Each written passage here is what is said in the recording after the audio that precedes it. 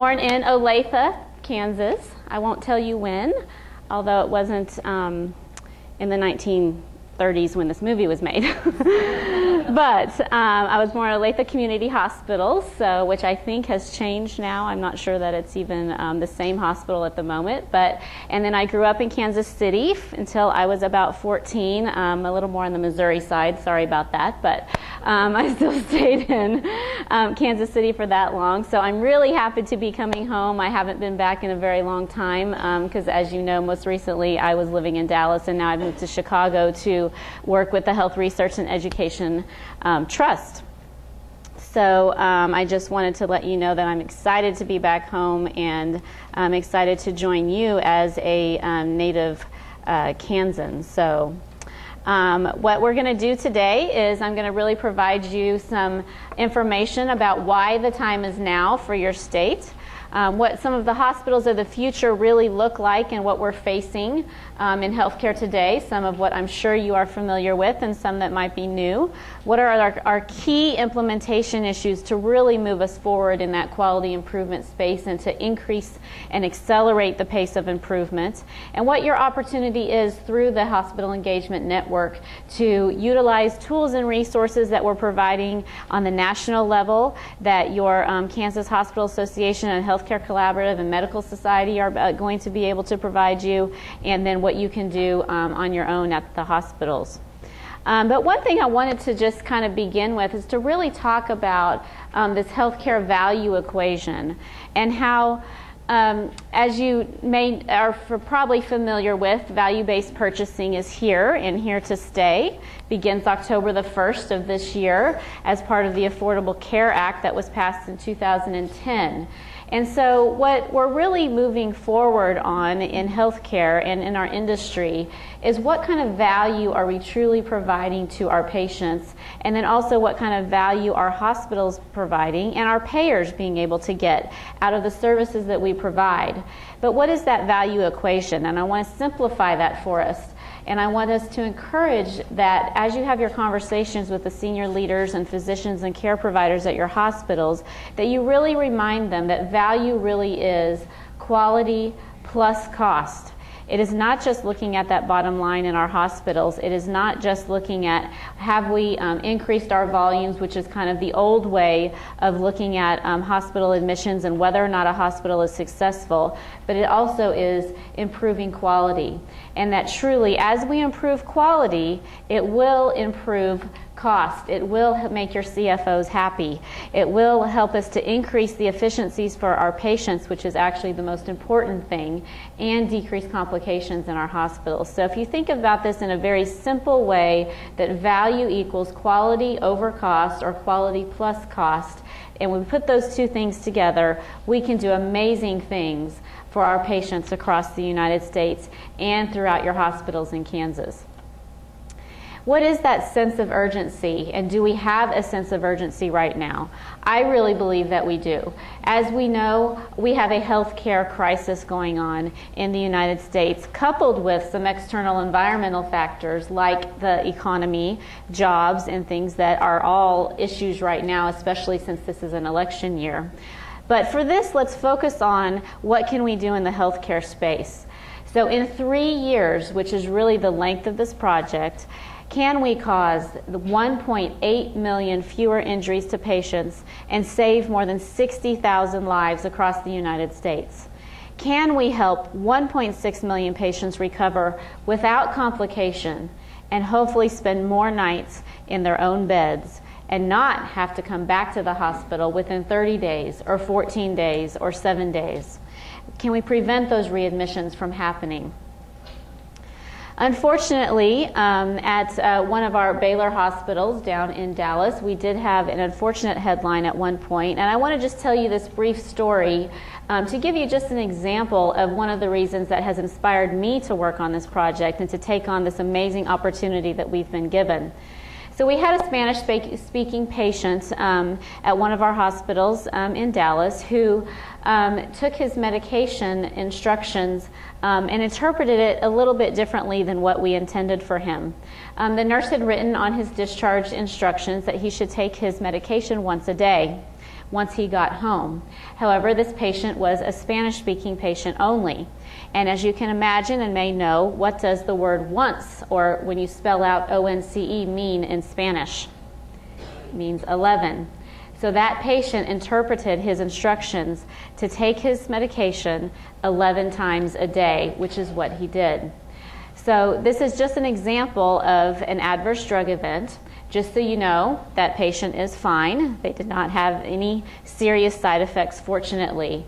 But we need to be thinking about more than just what are we doing to decrease some of these harm incidents in our hospitals, but also think about how we do that and think about the cultural issues that we might have with some of our patients, and literacy issues, and teaching them and really ensuring that they understand what their instructions are, and that also that they have truly informed decision making as they're making their care decisions. Some of the top strategic issues right now when it comes to the pace of quality improvement and how fast we are improving or not improving. Quality improvement has actually been around, as you know, for many, many years. For the past probably 30 or 40 years we've been talking about it. I think the first effort was back in the 1980s when we created DRGs, although they were originally created only for payment and unfortunately used to assess quality. But if we look at the quality indicators in the last 10 to 12 years, AHRQ, or the Agency for Healthcare Research and Quality, did a study to look at the improvement in quality measures in the hospital setting versus other settings like home health and long-term care. And as you can see, the pace of improvement and how fast we're improving is actually happening faster in the hospital setting than it is in any other setting. Now granted, it's obvious that as you look at the rate, which is 2.8%, that still is not very fast. A rate of 2.8% is very, very slow. So we still need to have that urgency around we've got to improve and we've got to improve faster, and are there ways to do that? Are there ways to truly implement rapid cycle improvement in our hospitals and get those results that we need for our patients faster? I believe that there are, and I think you'll see that there are ways that we can do that. Another top strategic issue relates to disparities in care, and really what this talks about in many cases is actually access to care. And do all of our patients across the United States and across the state of Kansas have the access to care that they need? So as you can see here, another study done by AHRQ, there is significant disparities in the care that's provided across racial and ethnic differences. And then there's also, in that last green bar, significant differences depending on someone's socioeconomic status, which is what that SES stands for. So as you can see, patients with lower socioeconomic status have a huge difference in the care that they receive compared to high socioeconomic status. Now that may be related to their access to insurance, their access to transportation to our hospitals, access to transportation to those higher level of care facilities that may be needed. So what does this the top strategic issues forecast through 2015 really look like? So we're in 2012 right now. What does this look like even in the next 3 years, or the short term, I would say? First of all, we want to be looking at new models of care that emphasize care coordination. That's going to be extremely important. As we move forward in working with our communities, we have to think outside of just that hospital care setting for that continuum of care that our patients receive. Number two, with a slow recovering economy and the healthcare policy changes that I'm sure everyone is aware of, there's going to be an increasing pressure on healthcare organizations to improve efficiency. Efficiency is one of the IOM aims. When you think about STEEP, or safe, timely, efficient, effective, equitable, and patient-centered care, efficiency is one of those top things. We've got to move our patients through the emergency room faster. We've got to get them the care that they need quicker, and move them also at a high quality pace. At a high quality level. Number three is bending that cost curve. As we know, cost is one of the biggest issues across the United States, especially when it comes to health care. We're one of the most expensive countries in the world when it comes to our expenses and expenditures on health care. So this will be essential for long-term financial sustainability for health care and for hospitals, which is part of the impetus for value-based purchasing and those readmission reduction efforts and hospital-acquired condition efforts that, as many of you, I'm sure, are feeling the pressure from CMS on right now. In addition, as we've talked about, quality is improving, but it can be more fully accelerated. And number 5, new payment models are going to be critical for improvement in quality and efficiency. I'm sure many of you have been hearing about discussions about accountable care organizations, shared savings models, moving that risk from just the hospital taking the risk or the insurance companies taking the risk to sharing that risk with care providers on the quality and who's going to get those incentives for improving quality. If we don't share that risk among providers and hospitals and insurance companies, we're not going to be able to do what we need to do for our patients and still decrease cost at the same time. So how do we do this, and what are some of the key elements and implementation strategies that will lead to that core competency development in order for us to get to where we want to be in the quality improvement arena and providing the right care for all of our patients at the right time? So if you look on the left-hand side, we have adoptions of some must-do strategies that we feel are important, including, number 1, that clinician and hospital alignment. You have to have your physicians on board, and I'm so excited to see that here in Kansas you all are partnering with your Kansas Medical Society, that you're partnering with your hospitals and bringing those two people together. Physician champions in your hospitals will be important in this effort. You've got to have that alignment with the providers in order to make this work. Quality and patient safety, which is what we're here and what the Hospital Engagement Network is all about, of course will be important, and we'll talk a lot more about that. Efficiency through productivity and financial management. What is the best way to improve our efficiency throughout the hospitals, our workflow, so that it fits both well for our patients and also nurses, for example, or any of the other care providers at the bedside. And then integrated information systems. So how many of you are implementing or are thinking about implementing an electronic health record in your hospitals? Is that fun? Is it easy? I don't think so. So Baylor has been going through that for the past several years. I think they're about to finish in 2013. We have 15 hospitals down there, and it has completely changed a lot of what we've been able to do, both on the positive side, as far as it's making data more accessible and more real-time to care providers, but at the same time, it also causes a lot of challenges with workflow and a new way for how you provide care in the hospitals. But one of the things that I'm excited about with electronic health records, because I'm a data nerd, I call myself a nerdy nurse because I'm one of the few nurses that likes data, but is that our data, the power of data and the data that we're going to be able to get from those electronic health records is going to be phenomenal. And then the last 5 to 10 things here are also important. I'm going to focus a little bit more on these top 4, but integrated provider networks, engaged employees and physicians, strengthening those finances, payer and provider partnerships that we talked about a little bit with the shared savings, etc., scenario-based planning, and then population health improvement. We've got to move towards managing populations of patients, looking at what does it take to manage our heart failure patients, what does it truly take to manage pneumonia patients, how do we look at the high-risk patients, and things like that. CMS has done a study recently that really looks at the top 20 healthcare conditions, and I don't know if anyone can guess what actually the number 2 condition is that is the most concerning, at least in the Medicare population. Does anyone know what that is based on the CMS study that was done? Pardon? Diabetes and hypertension. Those are definitely high on the list, but number 2 is depression, and how significant that is in a lot of our patients, and especially our older patients, because they really struggle with that as they start to begin to have more and more health problems as you get older. So you might look at that study and look at the chronic health condition study by CMS, and that's something that we certainly need to be addressing. And then as you move over to the right-hand side, you can see what will hopefully result, which is core competencies if we implement these must-do strategies, which is design and implementation of that patient-centered integrated care, not forgetting the patient, including patients in your quality improvement projects and your quality improvement efforts. Their perspective is extremely important as you're working on these things.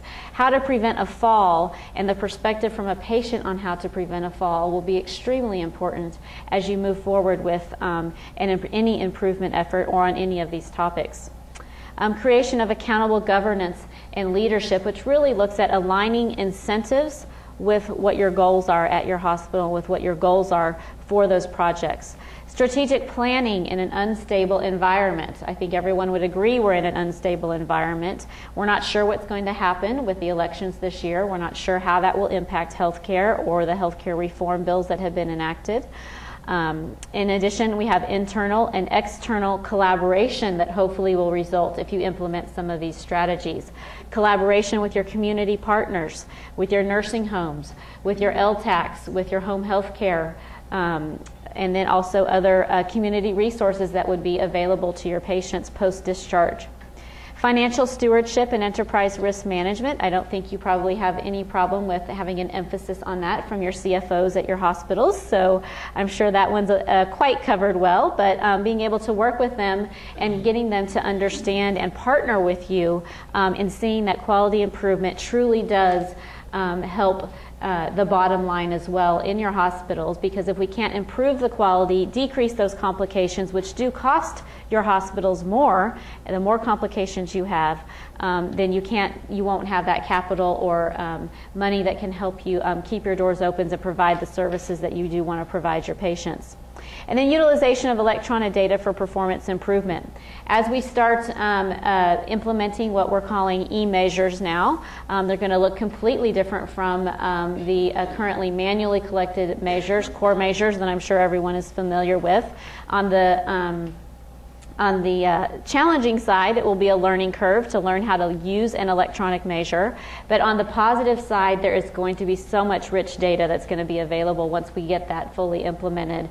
The new ICD-10, once it does get implemented, I think will be extremely important and give us open up a wide range of analysis that will be able to be done on data and our patients and what's really happening in those populations that we're trying to manage. And then engagement. Engagement is extremely important in this work and in the hospital engagement network efforts. So engaging both your senior leadership, engaging your physicians, engaging your care providers, nurses, pharmacists, respiratory therapists, all of those that are at your hospitals will be extremely important. And how do we do that? How do we keep them engaged in this process and moving forward and motivated to see that we have a lot of great work to do and that this can be accomplished? So I'm not going to go through this slide too much because it's a little bit of a repeat, but the actionable strategies, these are kind of our top 10 must-do strategies. They're pretty much the same as what was on the last slide. The top 4 here are the ones I'm going to focus on real quickly and just give you a little bit more information about that and what this looks like. So when we're talking about alignment and collaboration, we're really talking about aligning hospitals, physicians, and other providers across that full care continuum.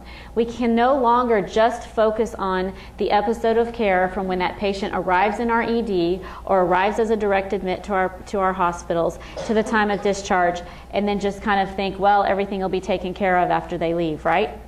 We've got to think about that entire continuum. We've got to think about patients as episodes of care and not just those visits into the hospital, and how are we going to prevent them from coming into the hospital, taking care of them appropriately and safely while they're in the hospital, and then also making sure they get the appropriate post-discharge care so they're not then having to come back into the hospital and have those high readmission rates. So some of the ways that we move towards those second curve metrics on the right-hand side to our new way of doing things will be looking at your number of aligned and engaged physicians at your hospitals, looking at the percentage of physician and provider contracts with quality and efficiency incentives. One of the things that we did at Baylor in Dallas was we aligned those incentives for our physicians.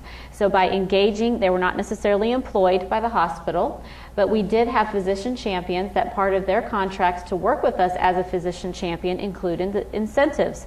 They had to have certain performance metrics met in order for them to get their incentive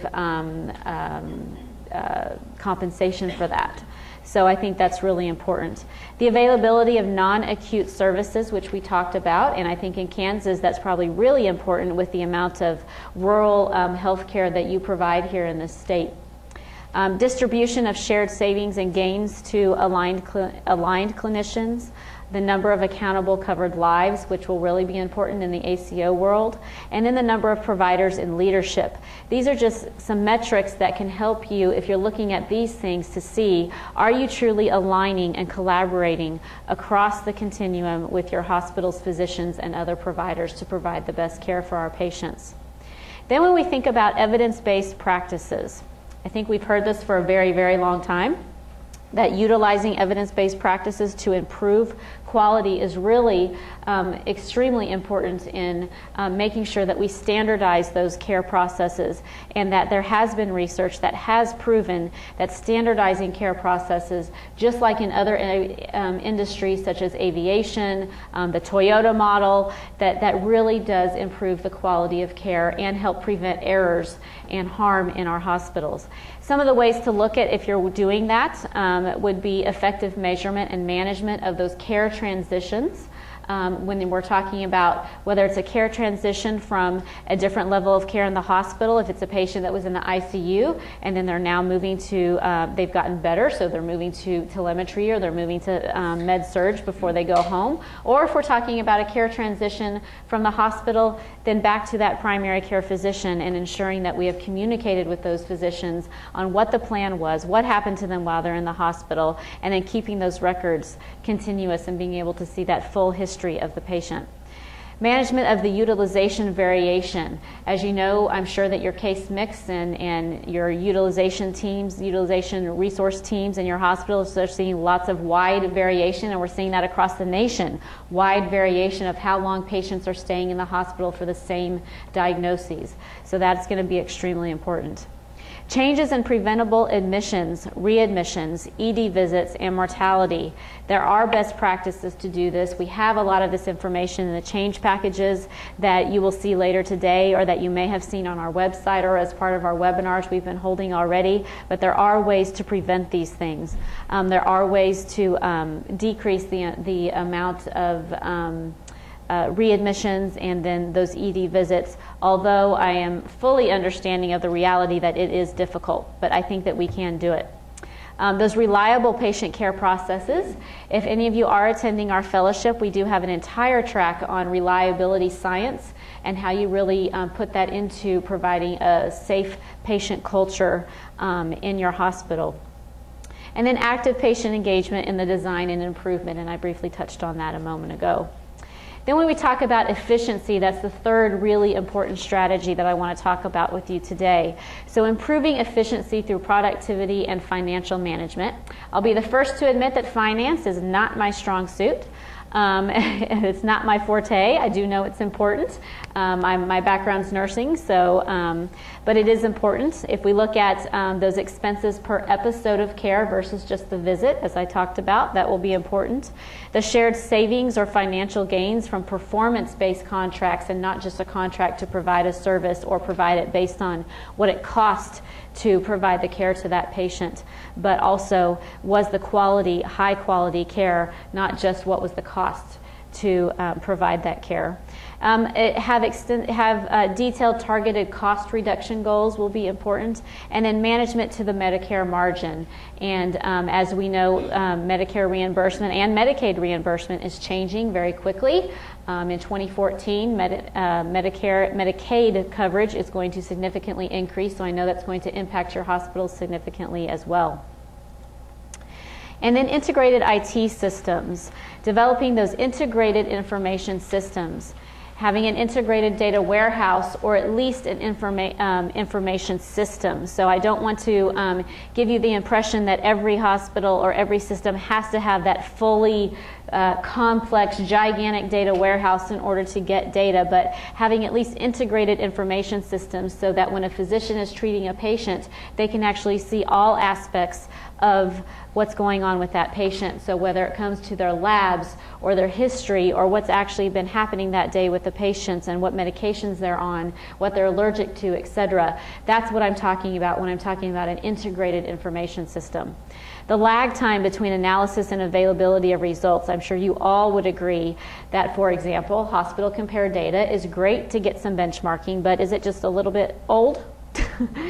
It's about 10 months behind. It used to be only 9 months, and last year they pushed it out again to where now we're receiving that 10 months behind. And then if you look at even further behind, we're looking at mortality and readmission data only being released once a year.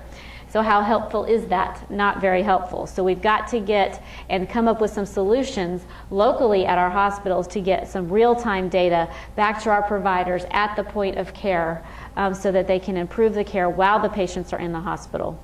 And then understanding of population disease patterns. This is going to be a hot topic and something that is you're going to hear lots more about, I think, over the next few years, and that really managing a population of patients is what our goals are going to be.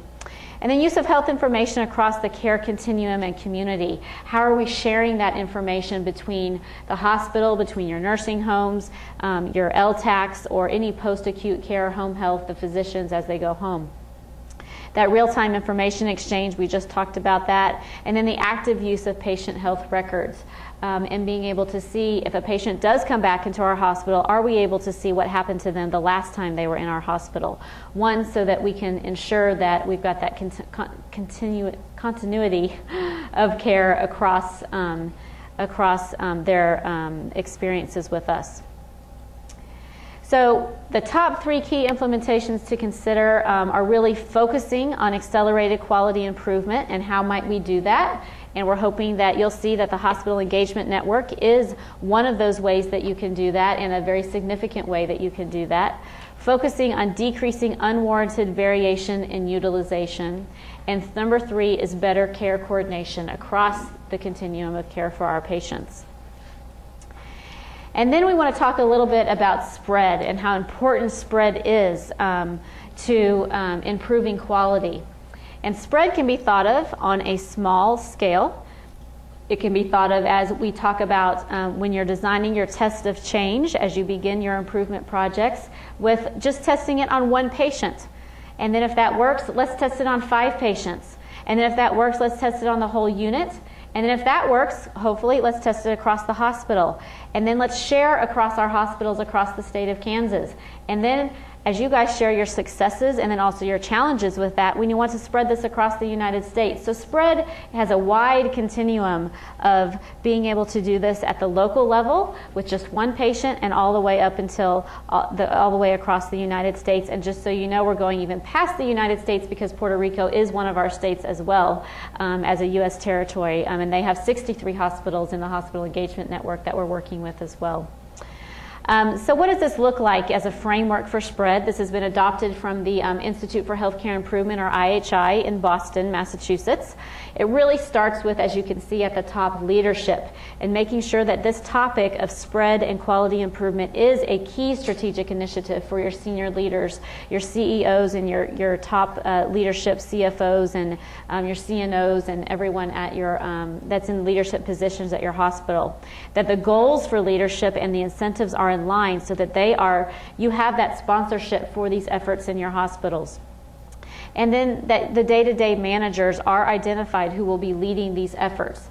Measurement, and feedback. Data is so important to this work. How will we know whether or not we've made a change, and how will we know whether or not we've improved if we don't know where we're starting from?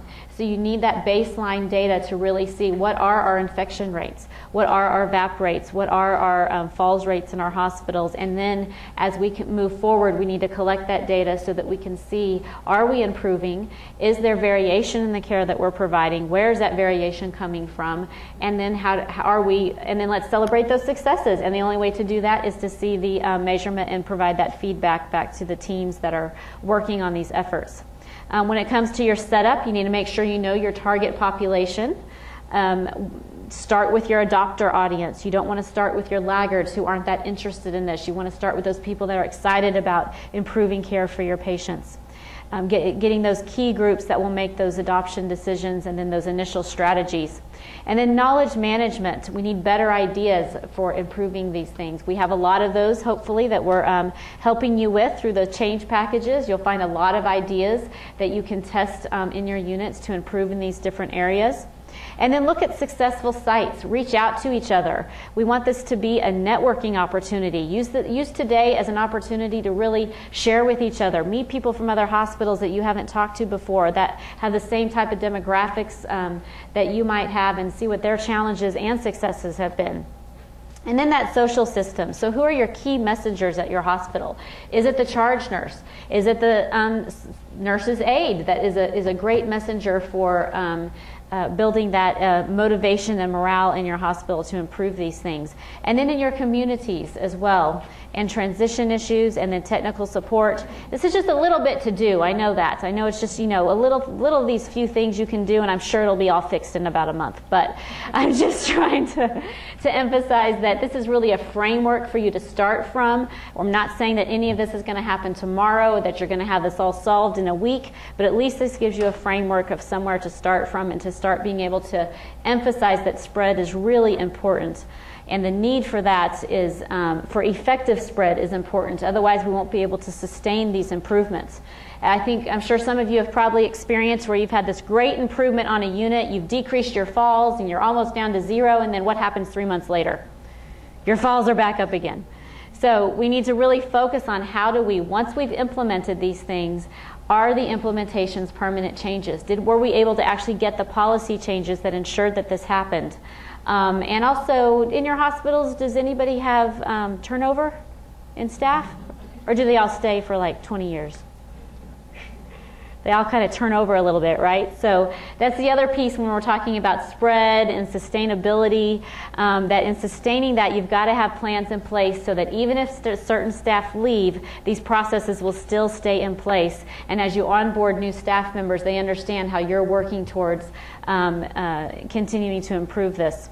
So rapid growth in techniques, processes, and innovations deserve to be spread.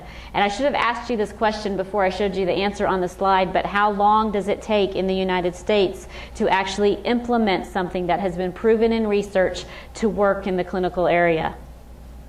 17 years. That is way too long, guys. I mean, that's growing up from grammar school to high school. By the time you get there, you finally have implemented something. We've got to make that time faster. And I think we can do that.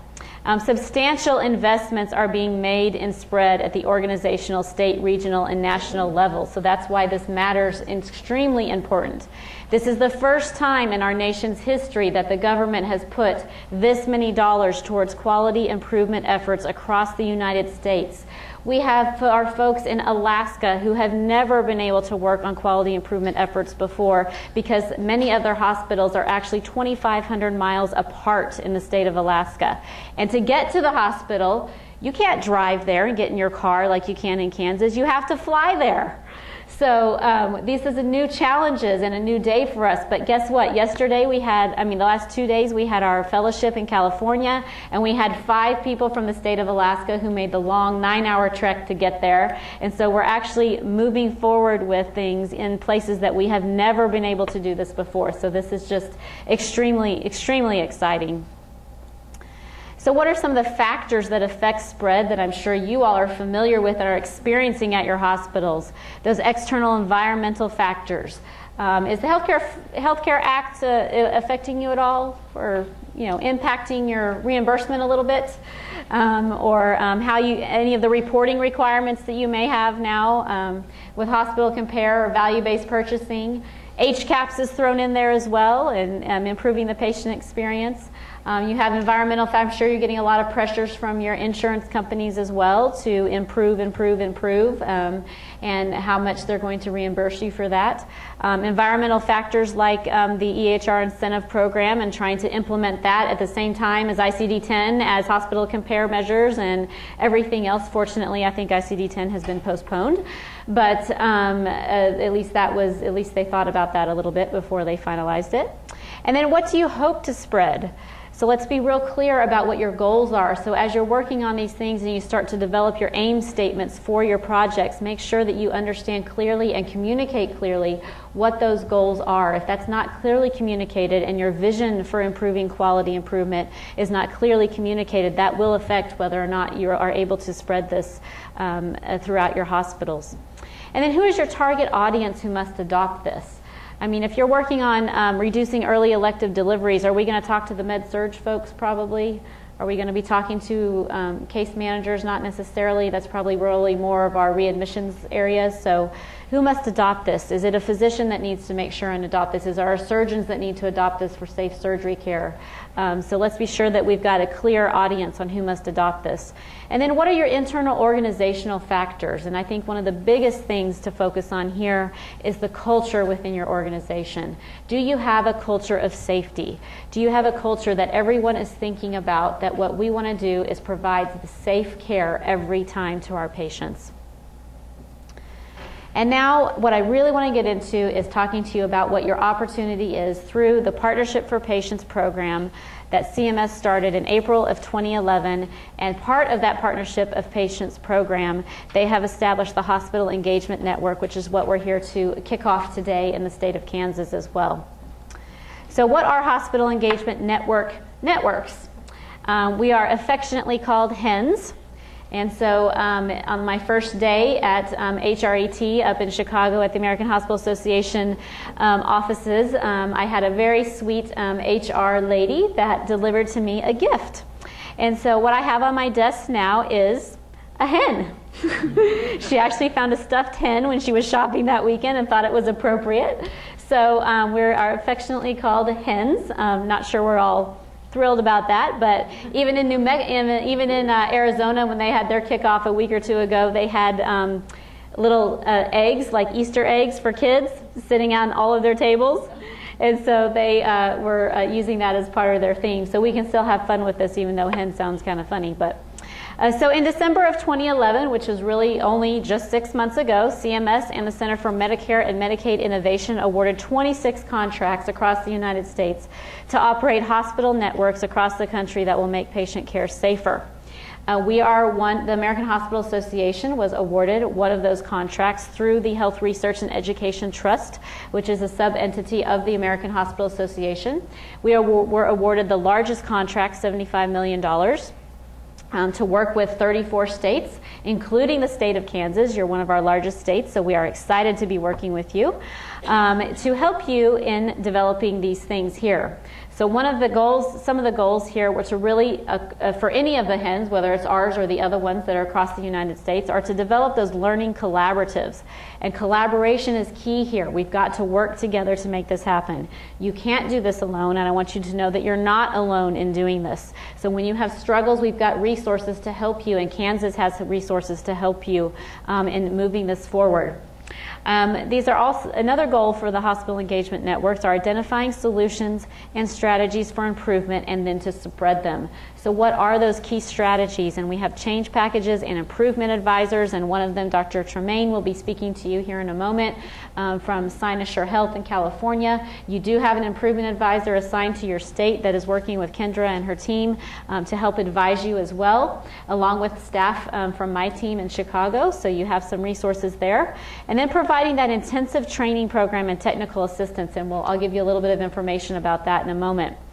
And then the other key thing that one of our challenges that we were given by CMS is to establish a data system to monitor hospital progress in meeting the quality improvement goals. So one of the key deliverables back to CMS on this is data and showing that we have made improvement through this effort, and I know that in Kansas you guys have a well-developed quality healthcare indicator system that will help you do that. So what does the Hospital Engagement Network overview look like for our Hospital Engagement Network with the American Hospital Association? It really is designed to support the Partnership for Patients campaign. It's helping hospitals to implement those best practices in reducing harm and readmissions, providing the education and improvement support, working on the 10 clinical topics, and if you aren't familiar with those, I will be going through those, to provide you some help with engaging leadership and education to our leadership, and then also culture support. And then, as you can see, this is actually a national improvement campaign. This is not just a small-scale effort. Excuse me just a moment. So, just so you have an idea, I won't be reading all of these, but The hospital engagement networks, this is a list of the networks across the United States. You can see probably some familiar healthcare systems that you've heard of before. But of course we have at the top there that the Kansas Healthcare Collaborative is part of the AHA, HRET HEN. And then you can see some other ones there like Ascension and Intermountain, Tennessee, Premier, those and Joint Commission. Those are also HENs that we are collaborating with.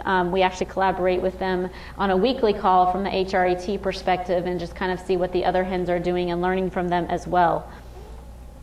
What does our HEN look like? This just kind of gives you a visual picture of across the United States.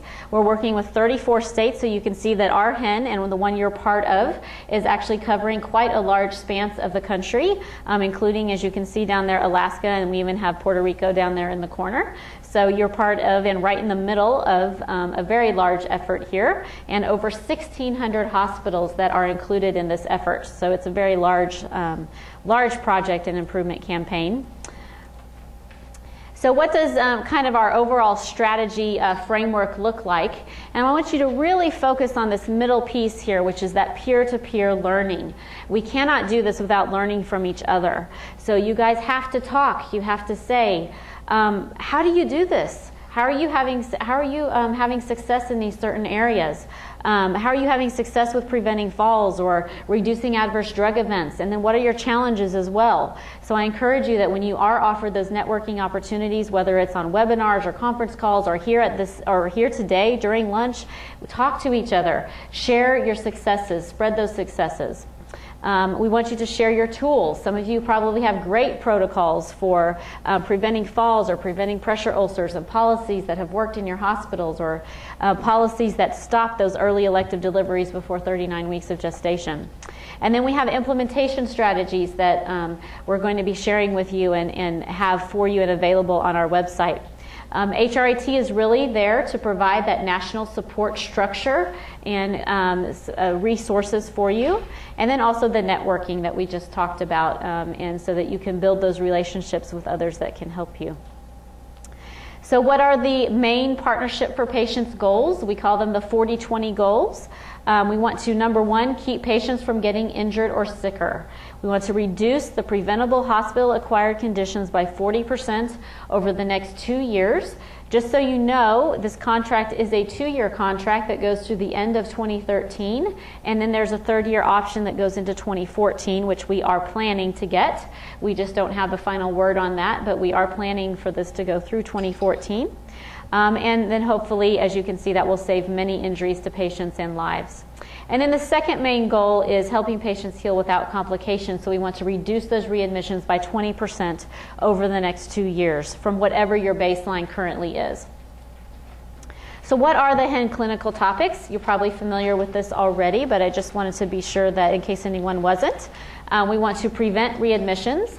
We want to reduce harm in the other 9 hospital-acquired condition areas, or HACs, as I'm sure you're probably familiar with calling them. So adverse drug events, or ADEs, just like the one I talked to you about with the Spanish-speaking patient earlier. Catheter-associated urinary tract infections, or CAUTI. Central line-associated bloodstream infections, CLABSI.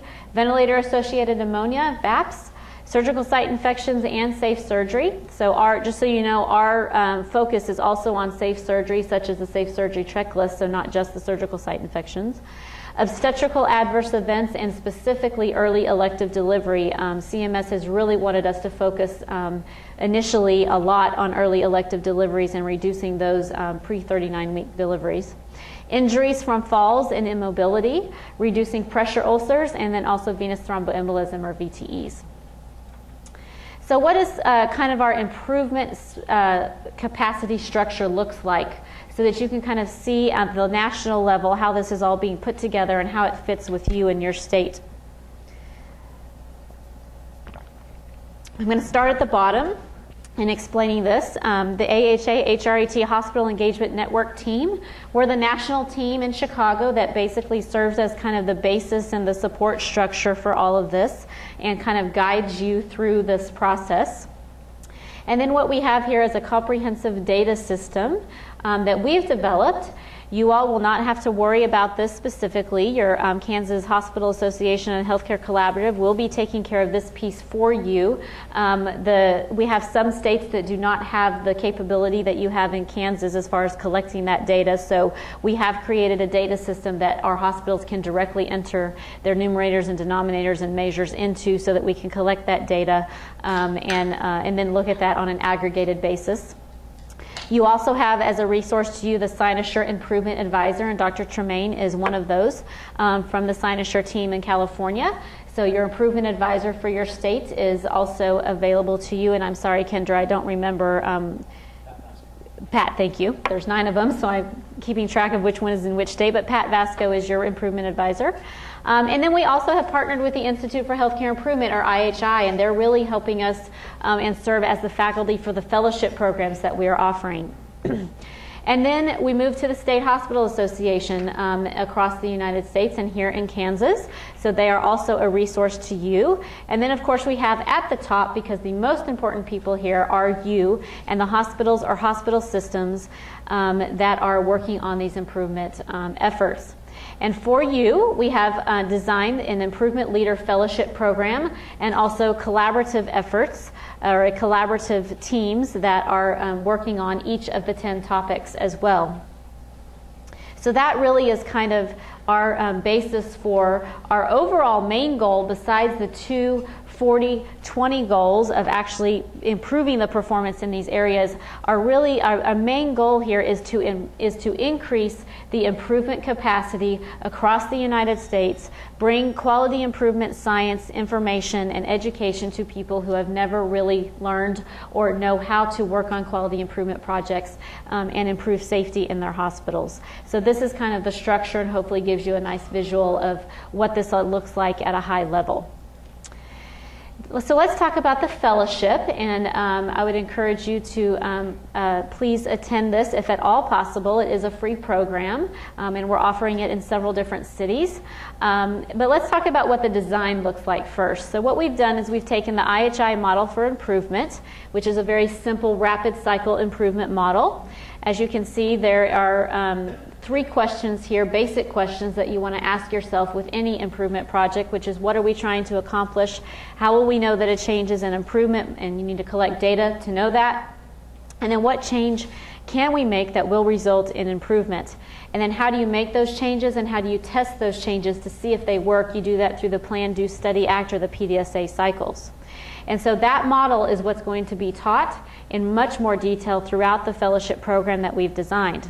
So the way the fellowship design works, if you look from left to right, you can see that there are waves 1, 2, and 3 of the fellowships. And you have in wave 1, each of the waves is an on-site learning session. The first wave 1 is a 1.5-day program. And there are 2 tracks that you can choose from. The first track is a Science of Improvement track, where you really get that model for improvement education, anywhere from designing your aim statements, what kind of ideas and tests of change can you design, how do you design a PDSA cycle, all the way to how do you implement those changes and then sustain them and then monitor progress on that.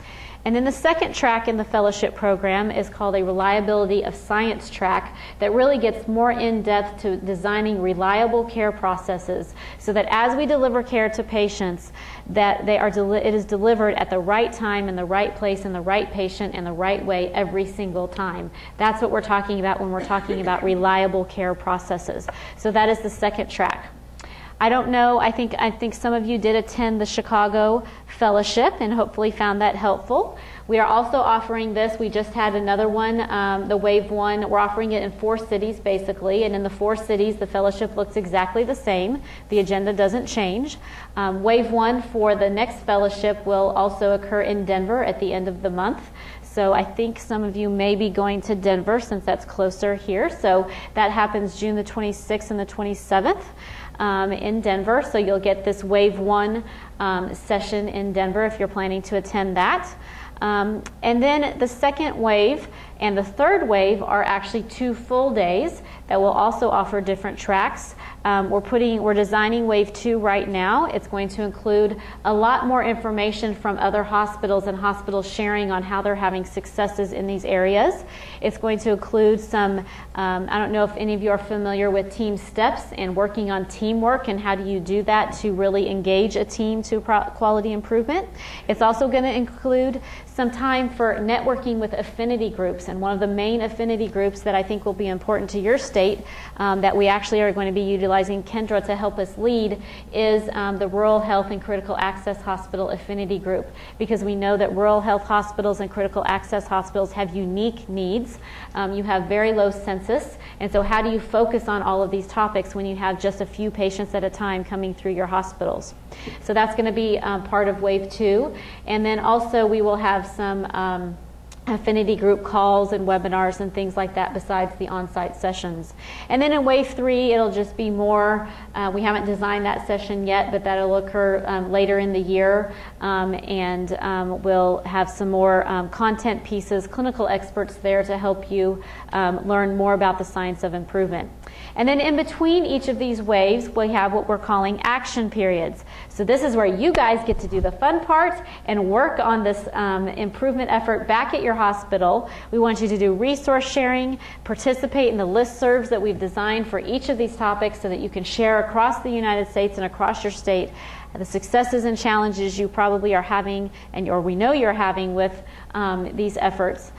Doing your project work, testing those changes, collecting your data, and then also participating in webinars. All of this is voluntary. There's not any one particular thing that you absolutely have to participate in. These are resources and tools for you to use at your leisure based on what your needs might be at your hospital.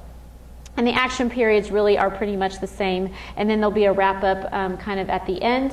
And depending on which dates you are attending and which cities that you're attending for the fellowship, it is about a 6 to 8 month fellowship. The fellowship is free as far as the program itself. There's no registration fees for that. We're providing that for you as part of this contract. And you can, if you do miss or if you wanted to get caught up on Wave 1, we did record all of the fellowships, so the recordings are available and are on our website if you would like to catch up on some of the great information that was presented.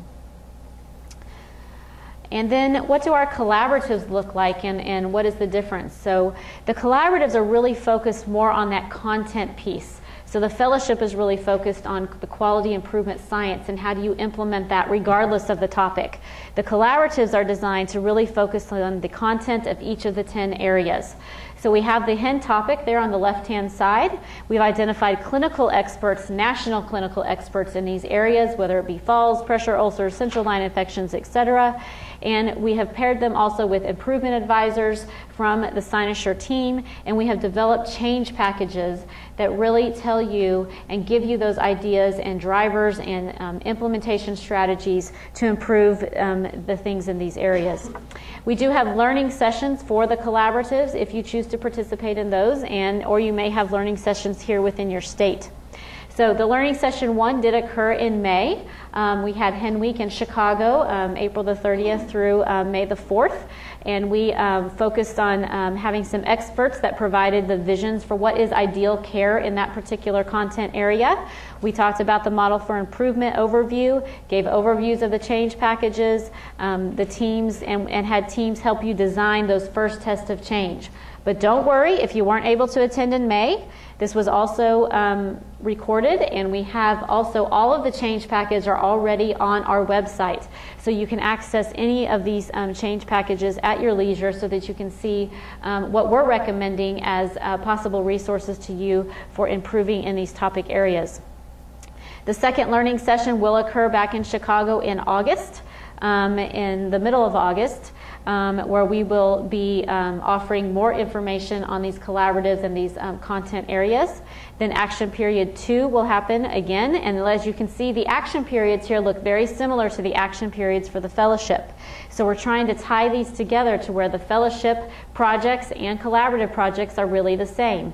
And there may be some people that are actually participating in both. So you can be a fellow and learn the quality improvement science of how to improve care and also participate in in a collaborative because the projects you would be working on as part of the fellowship will be focused on one of the topic areas. I hope that makes sense. And then we'll have our final learning, or at least our learning session 3 will be in November. It's looking right now like this is probably going to be held in Indianapolis, as we're having a lot of challenges with many conferences in Chicago in November, and so we may be going to Indianapolis, but we'll give you that final information later. And then we'll have a wrap up at the end. However, since we know that this program is going through 2013, we may just continue on with more collaborative sessions in 2013, and we'll be providing you with more information about that. So how do these things kind of align? I wanted to give you just a simple picture so you can see how the fellowship and the collaboratives work together. Basically, the fellowships are on-site learning sessions.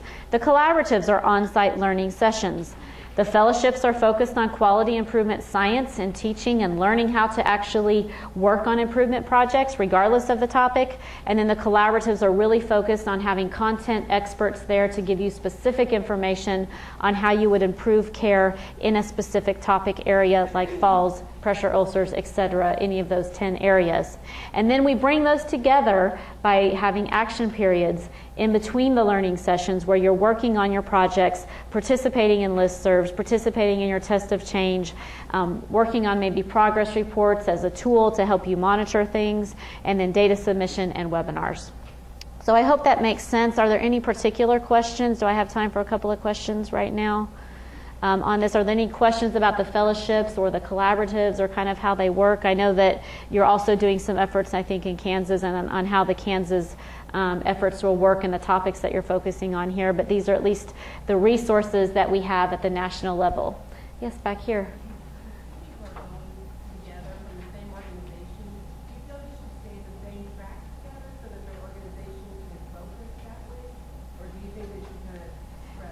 So probably you're talking about the fellowship. You know, I think that it's up to you. I think, one, you need to assess where you're at in your organization and what the needs are, along with assessing the individual level of capability to work on these improvement things. But we have found that many people did not want to miss one or the other because they're both so great. So it might be good for you to, if you had 2 people, send one to one of them and one to the other one. You can also get the DVDs, and so if you attend one of them, you can still get all of the information from the other one and watch the DVD. It's basically going to be 8 hours because it's a one-day session. So I know that would take up some time, but at least you have that available to you so that you can see that. So I would encourage you to do that and then come back together. And the idea is that after participating as a fellow, you would then bring that back to your hospital and help teach them how to do this work as well. Are there any other questions about these pieces right now? That's a great question. So our listservs, we do have 7 listservs, and we tried to not have all 10 listservs. We really even wanted to cut it down even more so that anyone that happens to be leading the efforts in all of these areas, your inbox doesn't get totally overloaded with listserv emails. But the best thing that we could do, we felt like, is that we didn't want to put, for example, readmissions with EEDs and put them in the same listserv, because really somebody that's focusing in the OB area is probably not necessarily focusing on readmissions. So these are the 7 listservs. We did put falls and pressure ulcers together because a lot of the protocols, risk assessments, things like that, and the basic strategies for improving that are very similar. We also put central line infections and VAPs together because, for one, I think that's something that across the nation we've really been working on for a very long time, and those things are somewhat similar as far as prevention. And then surgical site infection and safe surgery is really the same topic, and then we have the other ones there listed. You'll notice, before you ask, because I'm sure you will, where is CAUTI? Our solution for CAUTI, from the HRAT perspective, many of you may be familiar with the CUSP CAUTI program, and so our solution for CAUTI is still CUSP. We did not want to reinvent the wheel when we already have a great program for reducing catheter-associated urinary tract infections in our hospitals. So if there's still opportunity to participate in that program if you're not already. Kendra would probably be the one to talk to see how you are participating in that from the state perspective, but there's a whole entire program and a website for for CUSP CAUTI Stop HAIs that I can give you information on if you'd like that. Onboarding webinars. All of these webinars have already occurred, so I'm just going to state that it is obvious, yes, that the dates on here occurred in May, but all of these are recorded and the presentations are available on our website at hret-hen.org.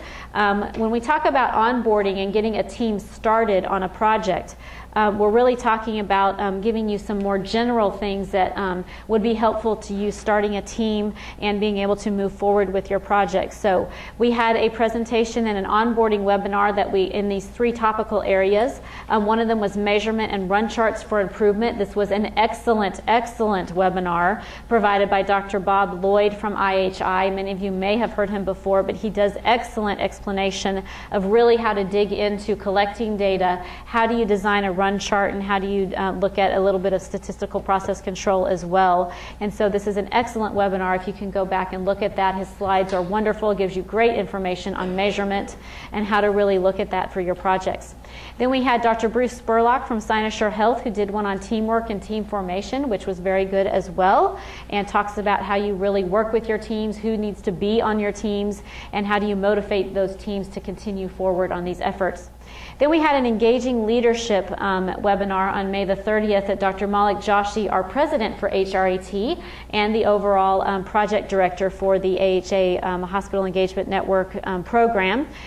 He worked with several national leaders, including those from IHI and I think someone from California, who really talked about how do you engage senior leadership at your hospitals, how do you engage the boards at your hospitals to really focus and make quality a focus at your facility. And then we're offering coaching and data webinars throughout the months of June and July that you can participate in if you are able. These will focus on the topics specifically. So we are offering 10 different coaching and data webinars. A couple of these have already occurred. They started last week, but they are recorded. I'll keep saying that. Everything is recorded, so you won't have missed anything. They will be talking about specifically the topic-specific measures. So if you are working on falls, we will talk specifically on this webinar about measures related to falls. If you're working on readmissions, we will talk specifically on this webinar about measures related to readmissions. And then there'll be a coaching session regarding that specific topic.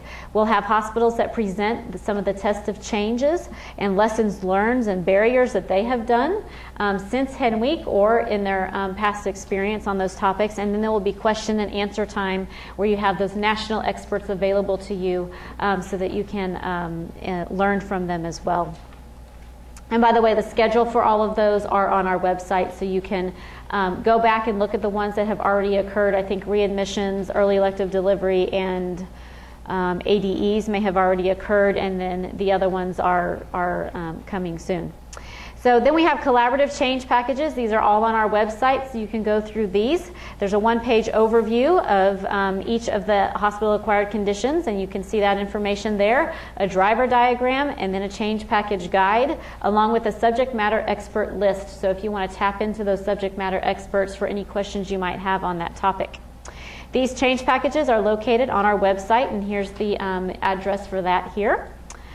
This is what our website looks like. Just so you can see on the left-hand side, we have all the core areas available to you, so you can click on those, and all of the change package information is there for you. You can download any of those pieces that you would like. Along with at the top, we have resources, news, and events so that you can find out about these webinars and how to register for them and participate. Comprehensive data system, I'm not going to talk about a lot because you have your own in your state, so we'll just kind of move through this, but this is just kind of what ours looks like for those states that do not have a data system to enter their data into. For questions, if you have any general HEN questions, you can certainly send that to our email address at hen@aha.org. If you do have any data questions, even if you're not submitting to our data system, but you just want information about measures, you can certainly send questions to HEN Data Support, and then of course our website there. So in summary, we have a sense of urgency. We need to improve faster, focus on sustaining results, and expand that hospital capacity to improve, which is what we're trying to do through these fellowships and collaboratives. And then we have strategies for navigating to the future. So we focused on improving efficiency, aligning and integrating health information technology. And then we focused on those key implementation issues to consider as you begin this work, which is spread, looking at variation in care, care coordination, equity of care, and transparency of your data and of your outcomes throughout your hospital. And fourth, our final thing is this is our opportunity. This is your opportunity, Kansas, to really focus on the partnership for patients, to improve care in your hospitals, to share with each other, to collaborate, and to engage in this effort. So I really challenge you, Kansas. The time is now, our aims are clear, and the leader is you, and I'm hoping that you will join us and help us in achieving this goal. And as you know, the main focus of all of these efforts is to improve care for the patient and help to prevent harm throughout our hospital.